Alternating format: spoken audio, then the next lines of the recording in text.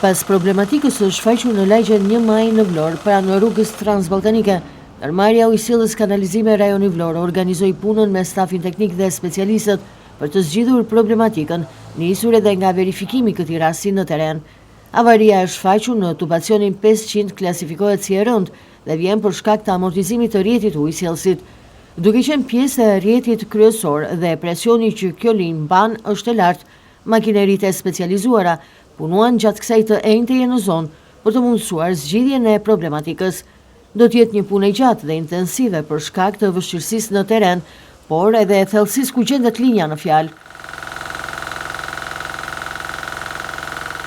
Pikërisht për shkak të këtij defekti, Ujësillës Kanalizime Rajoni Vlorë njofton se është i nevojshëm në mënyrë urgjente stakimi i stacioneve të pompimit. Nga kjo avari parashikohet që qyteti Vlorës të mos furnizohet me ujë pas ditën e kësaj të enjteje, si dhe mëngjesin e ditës së premte. Angazhimi për riparimin e kësaj avarie është i lartë, ndërsa ky defekt hyn në ato kategori defektesh, të cilat cilësohen si të vështira dhe të rënda për shkak edhe të terrenit ku punohet dhe ndërhyrjes. Por prezenca e lartë e ujit në zonë ka bërë po ashtu që përveç degës teknike në Ujësillës Kanalizime Rajoni Vlorë, të angazhohet edhe sektori kanalizimeve për të punuar në drejtim të bërjes efikase të rrjetit të kanalizimeve, kryesisht atyre të ujrave të bardha. Në dispozicion të riparimit të këtij defekti në zonë është vendosur po ashtu edhe një gjenerator.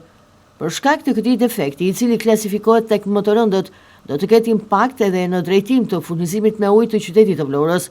Kufizime do të ketë pas ditën e kësaj të enjteje, si dhe në orarin kur qyteti furnizohet në mëngjes gjatë ditës së premte.